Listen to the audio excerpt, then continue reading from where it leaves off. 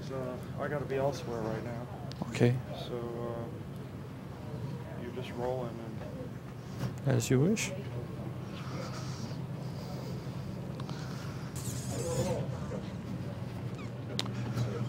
Okay.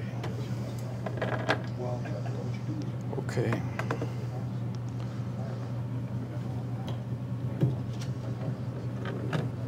Up. You hear me? Okay. So good afternoon. So my name is Cédric Blancher. I work for a company, European company called EADS. Well, you might know now in the US following the recent program we got. So my talk today is about deperimetrization. So deperimetrization, it's kind of a movement that is going on for like 3 or 4 years around, and people who are kind of advocating some kind of drastic change in the way we are doing network security. So basically, when you look at network security through the ages, basically we haven't changed our way of protecting the network that much. So basically what we do is we create some networks with boundaries. We put firewalls on the boundaries and we try to filter what's going in, what's going out, and that's pretty much about it. The only big change we had recently was the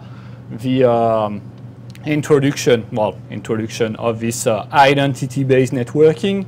Like we will try to authenticate people who are actually trying to access the network from the layer 2. So things that came with Wi-Fi or .1x on wired network and this kind of thing. But basically, everything is all about trying to prevent the bad guys from entering that perimeter. So trying to build some kind of safe environment in which we put every user station and say, well, if you're here, you're safe, so you can do whatever you want. And so basically this deperimetrization tendency wants to break that security model. So what they say, and what I'll try to discuss there, is that basically the network should be open. Like basically remove all the firewalls. Barely, well, not all the firewalls, but most of them. So in the end, it means that you will consider the network as hostile all the time. Like you don't want to trust the network. So you have to take the measures so you can actually survive in this hostile environment. And last, they want to put the emphasis, which is very clear in their statement, on data protection. So instead of saying, I want to protect my box, they say you want to protect the data you are actually treating on your box. So when I first read something about that, it was like quite surprising. I was like, wow, they want to get rid of firewalls. These guys must be mad. But basically, that's what makes this approach interesting, is they're trying to completely change the model, the approach, and it was interesting to see what they want to put instead and trying to get deeper into it. So basically, the presentation is in 4 steps. So try to see what is essentially the things behind this deperimetrization concept. Then trying to see if it works, like if we can really do it. And well, the answer is not that much. And the third part will be trying to see things just a bit differently, and then a conclusion. So basically, deperimetrization advocates that perimeters, firewalls, and every barrier you put in your network to like prevent the bad guys to get in are just harming your business. So they say perimeters are bad for communication. Like if you want to put a new application, then you will have firewalls problem. You have to call the security guys, the network guys, get your authorization, and blah, blah, blah, and so on. But in the end, the thing is, your firewall just blocking you from doing stuff, from communicating and everything. So users can't access the resources they need. I think you just have to just look at the roaming problem. So when you away from your office and you're trying to fire a VPN to get back to your information system, like the numbers of things you have to try before finding something that works. It's like, okay, then I will try plain IPsec. Okay, that does not work. Maybe I can try NAT traversal. Okay, work, maybe, maybe not. So what I can do, SSL VPN, yeah, over 80, over 443, using the proxy, everything. So basically, that's a real nightmare. And when we want to cross a step and say, well, now I want to adopt this very trendy fashion that is extended enterprise, like starting to communicate with partners, customers, suppliers, and trying to open your information system to that kind of people, then you got a real problem. In the end, your firewall is just there because you say, well, I put a firewall, but in the end, it's pretty much completely open. And in addition to that, on the other side, well, we can see that all these firewalls we want to protect us are not really doing this. I mean, protocols are getting more and more complex. You have more and more applications that are trying to bypass your firewall by like encapsulating everything in HTTP. And in the end, you just aim to see that your firewalls is like, put at the boundary, but it's not preventing anything from happening. And if you look at this, all these buzz around Skype and people trying to prevent Skype from actually working on that network, it's been quite a nightmare for quite a lot of time before people could actually spot the right way to do it. But in the meantime, people were Skyping all the time from your network, blah, blah, blah, using an API to send network traffic outside, exchanging documents and this kind of thing. That was working. And the other thing is perimeter does not address data security. You're putting a barrier, but once a flow is authorized through your firewall, then you can put anything inside. So the data itself, basically you're protecting your infrastructure, you're protecting your boxes, when you're not protecting the data, you're not protecting the value of your information system. So basically, what they say is, okay, if a firewall is not effective, and if it's blocking me from doing things, why should I keep it? So that's what we see now every day. Like if you're trying to have firewalls and things like this, so you have this trend about putting everything over HTTP. So now if you look at the protocol that are around, most tools are able to encapsulate anything encrypted over HTTP. I have even seen an IPsec client who was actually encapsulating IPsec over HTTP through a proxy with the connect method. That is just crazy. Aside of this, you have more and more complex protocol, and I think SIP is a very good example of that. Just try to put a firewall in the middle of a voice over IP network and see if it works. And if your network is big enough, then it just does not scale. So at Airbus in France, we have a VoIP cluster with 30,000 boxes on the network. If we put a single firewall in the middle of that, nothing is working anymore. It's full Cisco firewall, anything, not working. And the firewall is not able to keep the pace, to treat the bandwidth we have, the number of connections that are open at the same time, just scrolling down. And then you have application while using encryption. So once you're using encryption, your firewall is just blind at understanding what's going on. SIP is a very good example of that. when you want to, like, say, put a firewall to protect your call manager. So basically, you have the signalization coming to your call manager. And based on that, your firewall will deduce which nodes are talking together and spawn the right authorization for it. If you encrypt the signalization, then it's over. Your firewall is not able to read the traffic anymore. It's not able to act on the traffic anymore. So what you have to do is open the whole UDP range. Well, that's about equal to removing the firewall, right? So you have encryption. You have applications that are using obfuscation, like Skype, like the botnets. We've seen that this morning. So when you are facing this kind of application, your firewall is pretty new use, like using random ports, you're not able to spot a pattern that will help you to actually detect and characterize the traffic and then block it. And applications were doing what we call firewall piercing. It's the ability to try many methods to bypass the firewall to establish the connection to the outside. Would it be bad guys?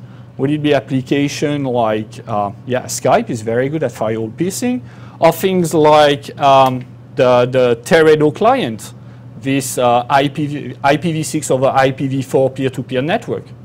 Like you have all series of signalization going by, just trying to spot what is the firewall configuration and how can I bypass the firewall to establish the communication to the outside. And then you have this thing like everybody is moving all the time. So if you get a network, you will have visitors. So how do you handle the fact that some visitors may try to plug into your network? Like entering physically your perimeter. So solutions, bigger firewalls, more bandwidth, more protocols. So if you look at the firewall market, it's just growing like hell in terms of bandwidth capabilities, in terms of the number of protocols they can understand, and the number of features they add, like antivirus, anti-spam, anti-malware, online, everything. Whoa. And so that's the upper part of the stack. And now they actually say, well, that's not sufficient. So you have to go down and do layer 2 base security, like authenticate people that are plugging into your network. And then after that, maybe you will be able to consider your perimeter as safe place. Something that I could see and is pretty surprising is when you try to actually protect the perimeter too hard, it's like you start to remove application because you consider them as too vulnerable to be used. Then users can show like incredible abilities to find a solution to that. Like, I want to read my email, but I can't access it from remote. No webmail, maybe no working VPN, I don't know what. So what they do? They register an account online, like Yahoo, like Google Mail, everything, and they forward all their corporate email there. Great. We had the issue with the BlackBerry as well. It's like, okay, so at some point we said, well, you know, BlackBerry, it's a Canadian product. We are French people. We don't want to use blah, blah. You know, this kind of stuff, like, you know, we are US. We don't want to use European tanker, this kind of thing. So we banned the BlackBerry for the network. And all these people who were used to use a BlackBerry, what they did is they went to Vodafone, buy a personal BlackBerry, and started to forward their corporate email to their private account. And then it's even worse than before because you don't control anymore the configuration of your BlackBerry setup. So, wow. No shared agenda remotely? Well, Google Calendar is very fine. And you have all these kind of service you can find online, like file sharing. Once we even found some documents on a peer-to-peer network because a guy wanted to access his documentation and all this PowerPoint presentation from remote. So he actually shared a whole directory on a peer-to-peer network so he could access it from remote. So basically, it's, you know, it's this story of too much security, armed security. As you end up in a situation where your information is just going anywhere, and you don't know where it is going. The only thing you know that it is definitely bad. And in this case, I mean, the side effects of what you do to increase your security level are very difficult to predict. I mean, it's very difficult to actually predict how the random user will react to some kind of measure. And obviously, it's very difficult to assess the risk that is linked to it. Okay, so that's basically all the statements and well, what we basically can see in the wild of people who are advocating deperimetrization. So they say, well, when you have all of that and you have all these security measures and they are just blocking the network from actually doing its job, which is enabling people to communicate, maybe we should just see things another way, and the other way is to get rid of the firewalls. So that's a pretty big shift. I mean, we've been doing network security for like 20 years, exactly the same way. Now you have people who say, hey, stop, that doesn't work, we change. Okay. So the main point when you read all the papers that are produced by a thing called the Jericho Forum. It's the main group that advocating this kind of approach. And so we got a website, they are producing a lot of papers. It's very interesting to read, and especially there are two of them, the 11 commandments that actually are saying what you should do, that the great ideas you want to implement, and the business case, where they try to explain you that your business is going bad because you got firewall, so you have to remove the firewall to the business to go up. So basically, they put the emphasis on data access. So they say everything, the value of your IT system is all the information that is in your system. Well, that's an information system after all. So you have to, the ultimate thing you have to do is control how people are accessing your information.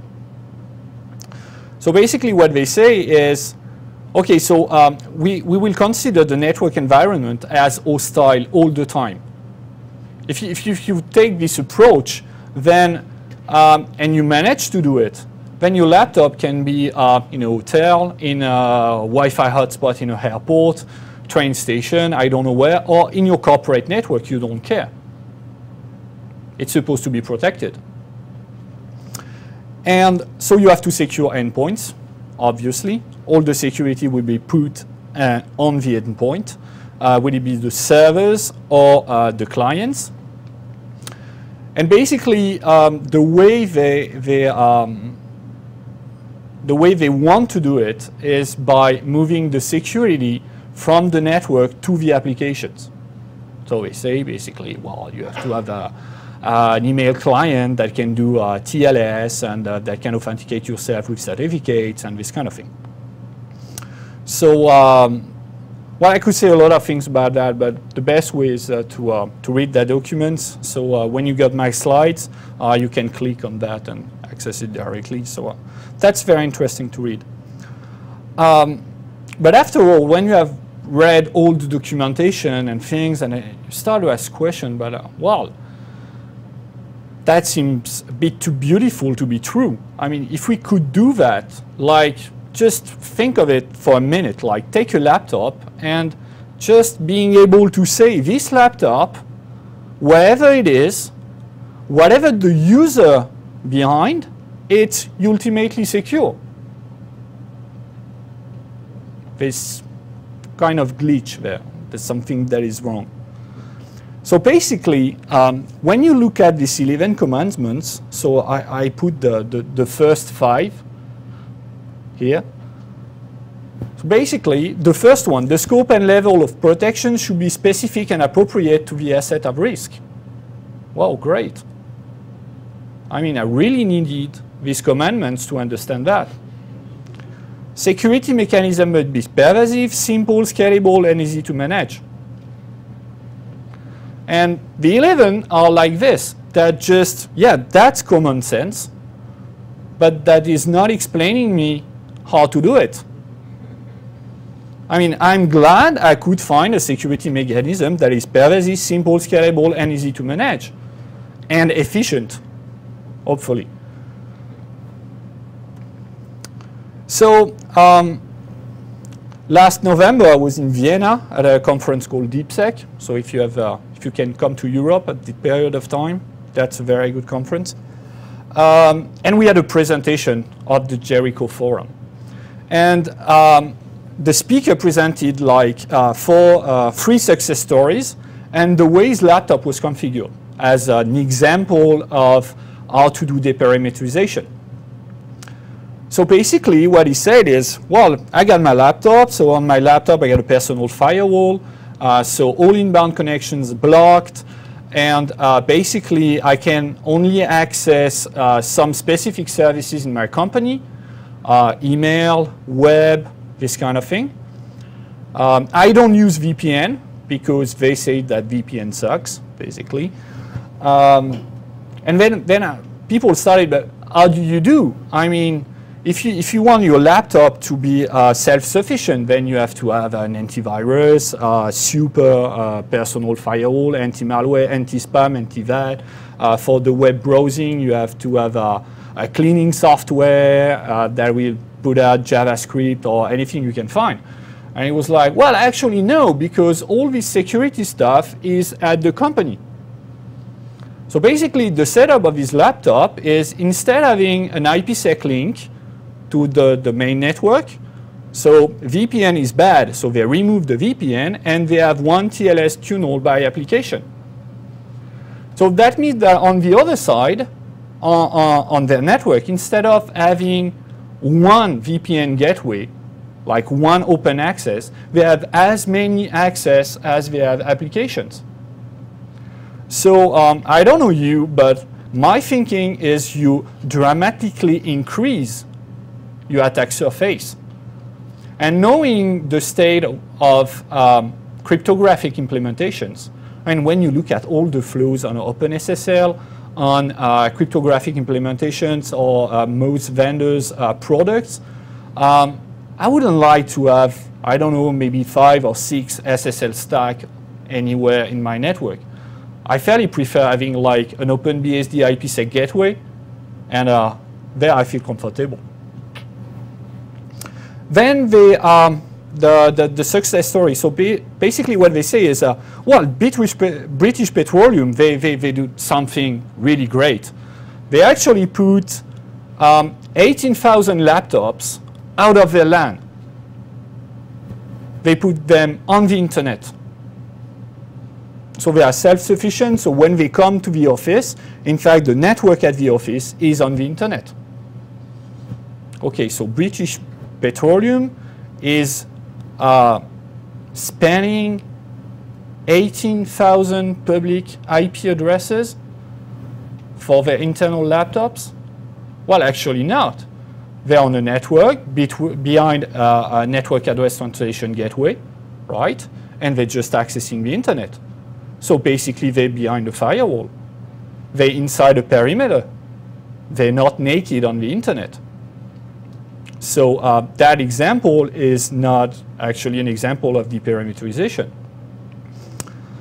The next one is about the same. They say, well, we have this company who used to use a central internet access for the whole company, and then they moved to DSL lines.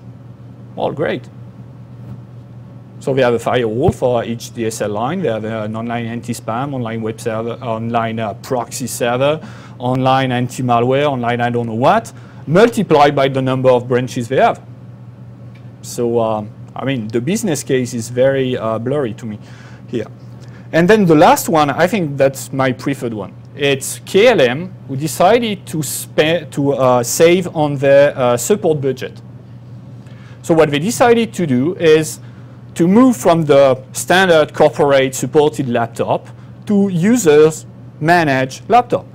So you're a KLM user, then you can buy whatever your laptop you want, and you will be administrator on your laptop, and you will handle the administration of your laptop.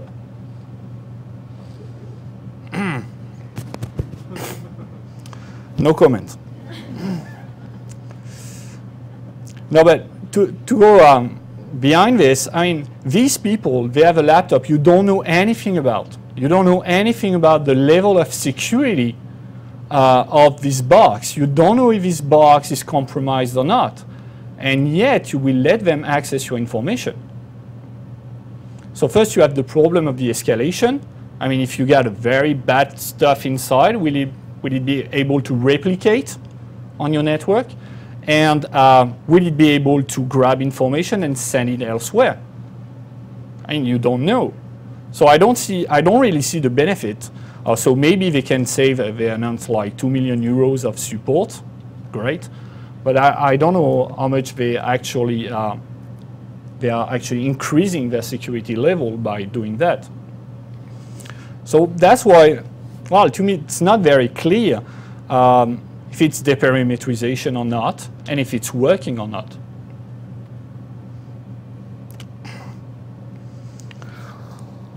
And then if you want to look at the world, I mean, look at the internet. The IPv4 internet is inherently fragmented. I mean, we're just out of addresses. We have no more addresses, so we have NAT everywhere. And every time you put a NAT gateway, you create a perimeter. That's just as simple as this. So this idea of the global internet without any firewall, without any barrier, is just not achievable on IPv4 right from the beginning. And the consequence is whether you have to live with those perimeters, whether to have to quit IPv4 for the I word, the IPv6, right? And when you look at it, it's making the things really difficult when you want to just apply what they say. It's like deperimetrization in a world that is not globally connected is very, very difficult to achieve, and especially in terms of functionalities. And then you have the scope of it.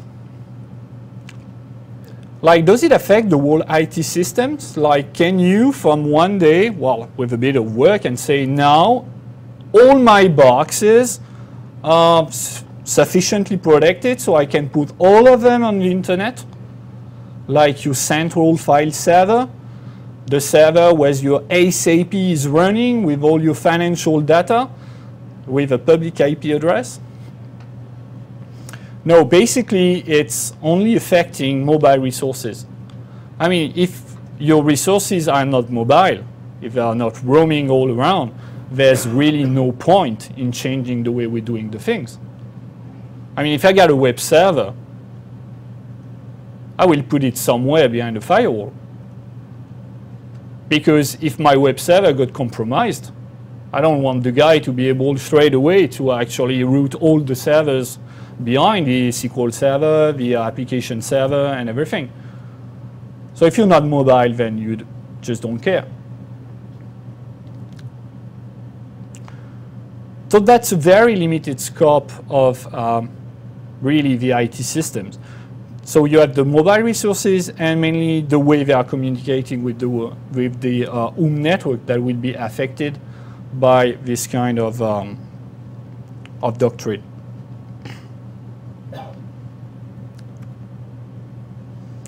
So a new solution so far, I mean, what can we do? So one efficient solution, which is actually used by a lot of applications, is what we call overlay networking. It's basically what you try to do is trying to create a virtual network over the physical network, where all your nodes can actually communicate freely. So you will have a protocol that will encapsulate your communication and then raise them up. So that's how peer-to-peer networks are working. That's how software like Skype are working. The botnet software we've seen this morning, it's working like this. And it's pretty much, maybe not secure, but it's very resilient. And it's, when you do it right, it's very powerful. So basically what you have to do is find connectivity. Once you want to install your software in a box, the only thing you need is to find a way to reach some gateway that will make you enter the network. So basically, when you fire up a Skype client, that's what the client is trying to do. Whether reaching a Skype server or reaching a supernode, things like that. And once the client is able to do this, then he has access to a far broader network with a lot of functionalities. And then hopefully when you get into the network, then you can start to communicate. So you can actually do IP over something, like Teredo. Teredo is doing IPv6 over a peer-to-peer network. Or you can do what Skype is doing. They have an API. You can write network applications that are using your Skype client to send files or to bring a remote shell, SOX proxy, I don't know, whatever you want.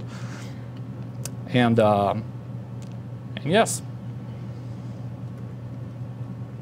So, so in my lab, when we tried to, we were working on wireless security, and we were trying to find good thing to secure adult networks, like the nightmare.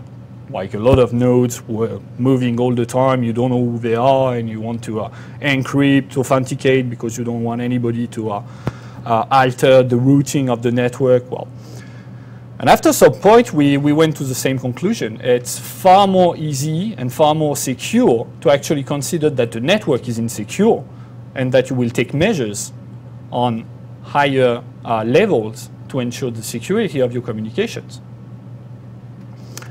And we did it using IPv6. So we said, okay, IPv6, well, good stack. We got IPsec included, so we would try to do IPsec all the time. And basically, it's working pretty nice. But we end up with the conclusion that if you really want to do things, and like something like deperimetrization, which has some benefits in the end, you need the global connectivity. That means that your network must allow any node to communicate with any other node.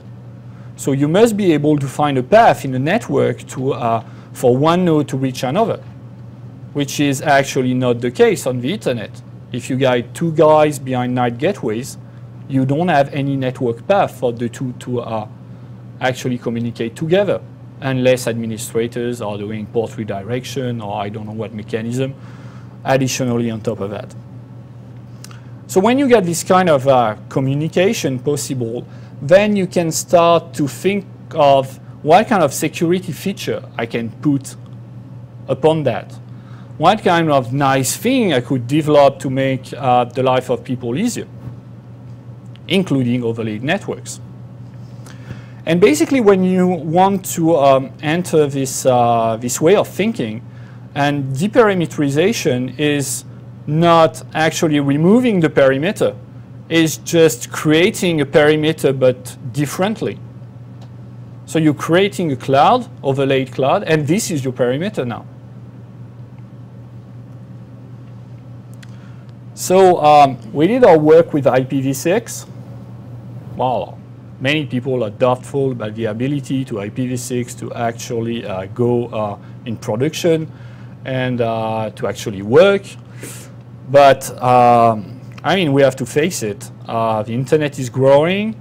We are running out addresses. The cost of connectivity is essentially linked to the cost of IP addresses now. So we will end up there sooner or later. So we have to go there. So basically, we have this huge address space that makes everyone have a public address, and then global connectivity, blah, blah, blah, no NAT, etc. Just a comment that global connectivity does not mean no firewall. It's just the ability if you want to find a path between 2 points. Now, if you want to put a firewall and say, I don't want this box to be reachable, you can do it. But there's nothing technical that should prevent you to actually communicate with someone, unless you decide not to. That's what I mean with global connectivity. And one thing we've been trying to actually study is something called mobile IPv6. It's just an example of what you can do actually if you get global connectivity and this kind of thing that you can't do on a fragmented network. So basically it's an IPv6 extensions for mobility, yeah, that's the name. And you should have three things. Like the first one is when you get a phone, a GSM phone, and you're roaming around the world, you're always reachable on your same phone number. If I want to call you, I'll always use the same number wherever you are in the world. And so basically, mobile IPv6 want to do the same for IPv6.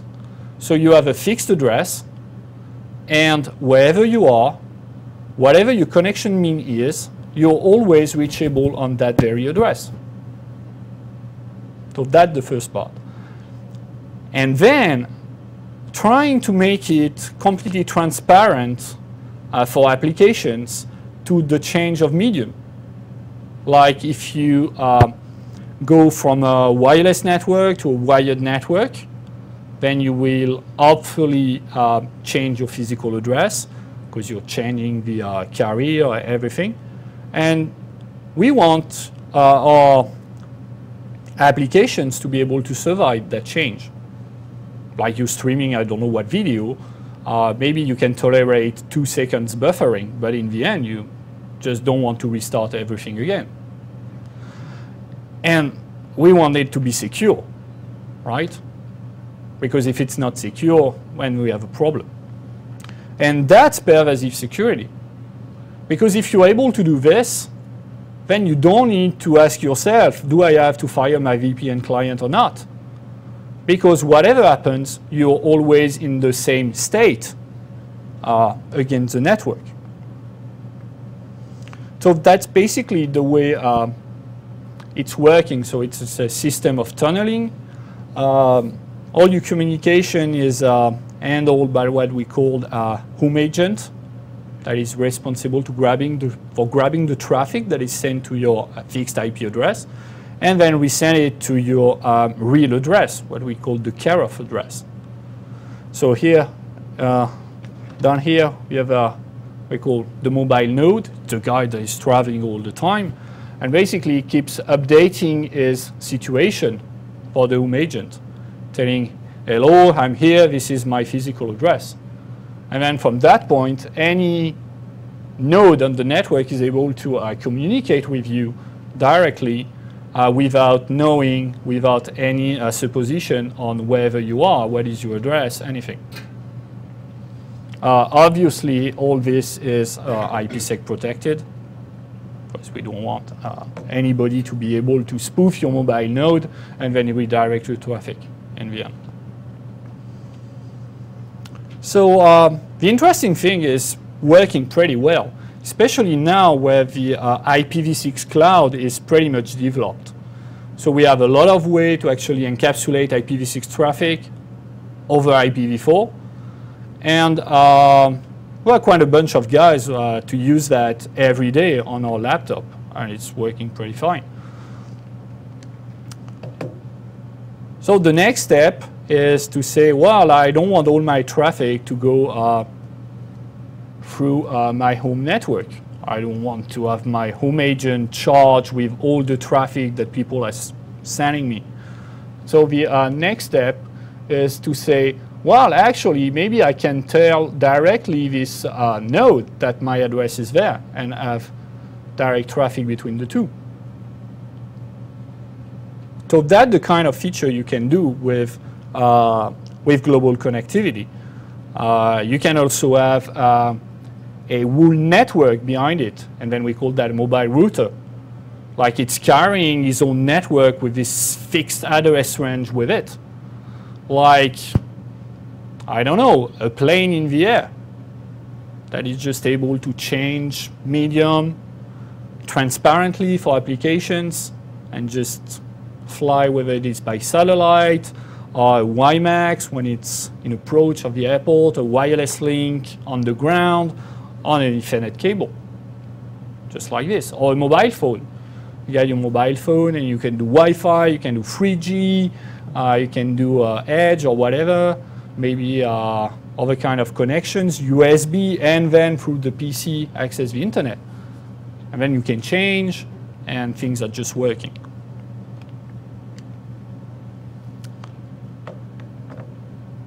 But when you look at that, we're just only dealing with the network security, right?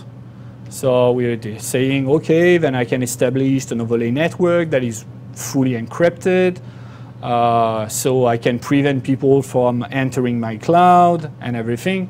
But still, you have your users, they are browsing the web, they are getting email, reading email, opening attachments, launching attachments, and all the things. How do you address all this kind of thing? How do you address the data access? How do you address the virus, malware, spam detection, prevention, response? And that's quite a lot of stuff to do. If you were at that talk yesterday on the antiviruses, and you see that antivirus companies are getting like just submerged with all that incredible mass of malware variants all the time. When you look at all these malware that are able to bypass antivirus, personal firewall, etc., there's so many things to do to actually make a system resilient and fully secure by itself. That's something like, wow. That's why I'm pretty doubtful that a random user is able to administrate his box and actually get away with it. So as a conclusion, before stepping to questions, basically I don't think that the way we're handling network security now with all these firewalls and stacking firewalls and having bigger firewalls all the time will scale like in the medium term, like in 3 or 4 years. I don't think that will scale, because basically even if you can achieve segregation inside your network, it's more and more difficult to maintain for technical reasons, but simply for business reasons. I mean, we are just running globally, we have partners, suppliers, we're trying to merge teams together, etc., and that's not fitting that model. That's not flexible enough to allow this kind of relationship between people. And in the end, and we can see that now, whatever means we can put in that, we never get what we want. We never get the level of security we want. And we just, at some point, we're just wasting money trying to get that little bit of security that will make 10% of your users starting to use Gmail. So the question is the perimeter definitely dead? So my thinking is, well, actually, no. There are still some applications, some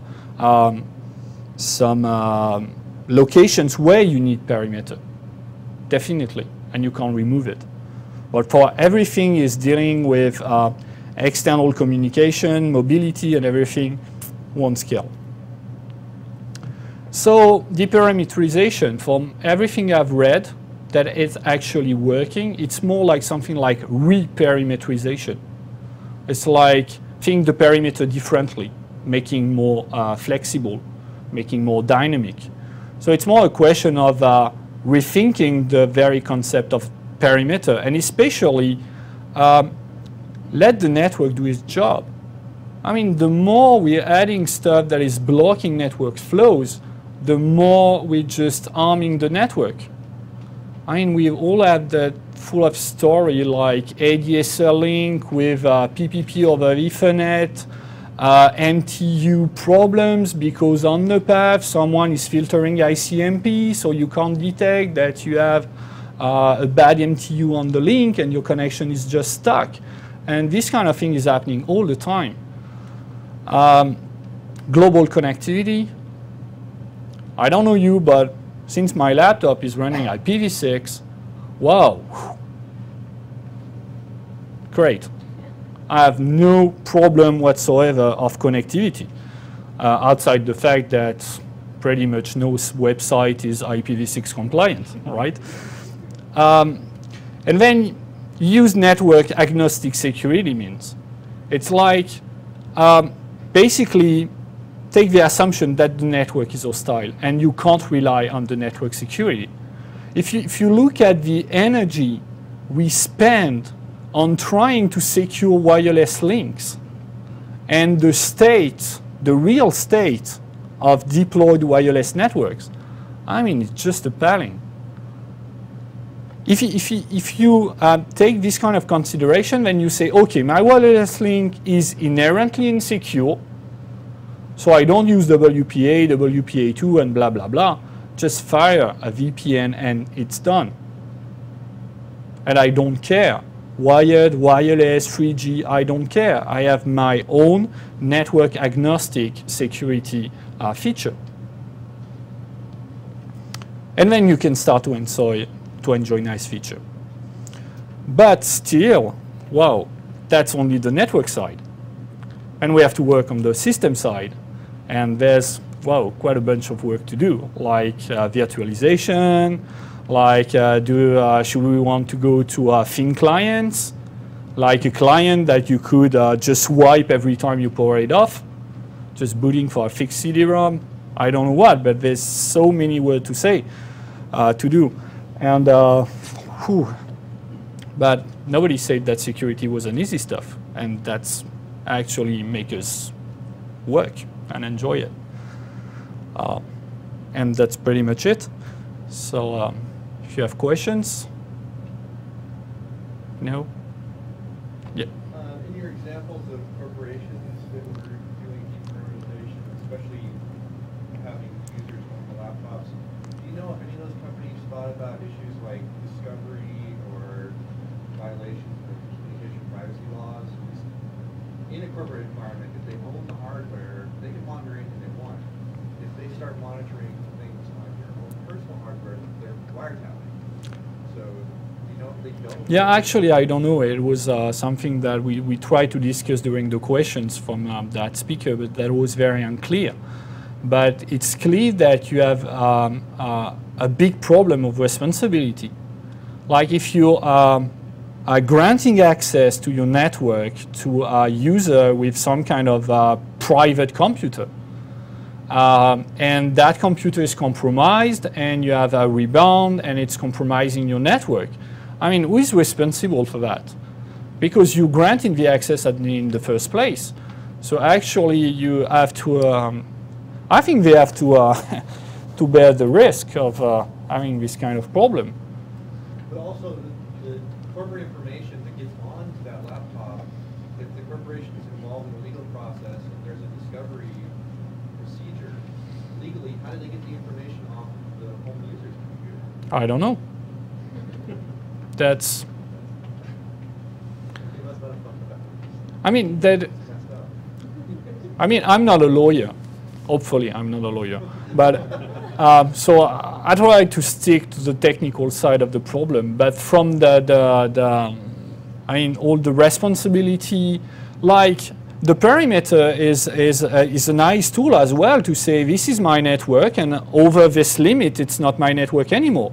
So that's my responsibility. That's not my responsibility anymore. And if you start to remove all the barriers, where is your frontier? Where do you think you are responsible or not?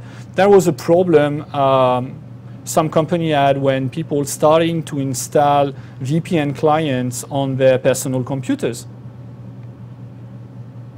which is typically the case with what KLM is trying to do. Moving forward, as a strong, realistic, network envisioned network access to control tools device and global device, that for a reasonable sized enterprise corporate network, that would be a reasonable middle ground distribution of parameters to use that host kind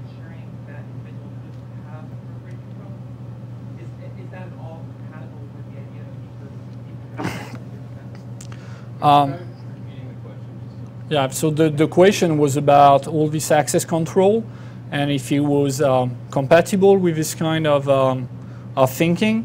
So, well, I think that access control, would it be authentication or just like trying to verify that the host is safe? So what I was specifically getting at was, verifying that a host has tools appropriate. Okay. Like, maybe whatever, IDS.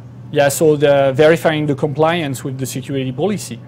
So, well, basically that's that can be seen from both sides. That as a deperimetrization, you can say, well, I don't have perimeter, but I want to check that regularly all my laptops are sticking to the security policy, that the antivirus database is updated, that you have the right level of patch, that you have no additional software installed. But I don't think you have to do it, you necessarily have to do it when you access the network. I mean, you can do it remote with specific clients and this kind of thing. I mean, that's basically what Windows Update is doing from the Windows point of view. And now for the access control, that to me, that's merely a way to ensure the perimeter. So it's more on the other side. Basically, that's a nice tool if you want to ensure your perimeter, because aside of it, then you can do smart things like allocate VLANs dynamically, so you can have roaming of users within your environment, which is make more your network more flexible. But in the end, when you look at the way it's done, there are so many ways to bypass it. That's just incredible. Like the simple one is you look at for the first printer you can find, you unplug the cable, and you spoof the MAC address and you plug your laptop and you're done. So that's not really a solution. I mean, there's no silver bullet in security. You were talking mostly corporate. In education, that's something actually we've been dealing with. MIT's model has been deperimeterized from the beginning because our assumption is the hackers are on the inside already. So yeah, that's and to give you an answer to what you were saying about how you're checking on what's applied to people's laptops and desktops, it does scale it with the right tools. So we do have some of that that's being rolled out to check to make sure laptops and desktops are getting the patches and or being ensured in policy.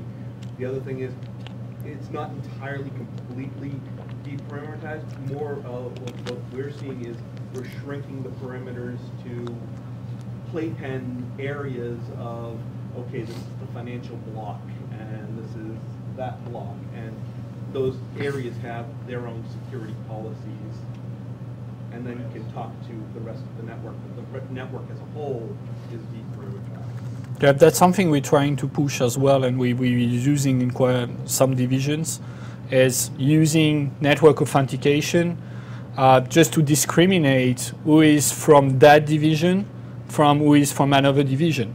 So if I go to another division for a project, I don't know what, I can still access the main corporate network and then access my email, then access my day-to-day resources with my VPN. So it's just a way to, it's, in a sense, it's some kind of security, but it just aimed to allow me to access my usual resources and not more. So there's, some kind of trade-off between the deperimetrization, like no more firewalls, and the fully blocked situation. But when I was a student at the university, I was a network administrator on the student network, and so at first I was, wow, we protect the network from the outside, and then at some point, wow, I got to protect the network from the inside as well, and I have to protect the outside from the inside.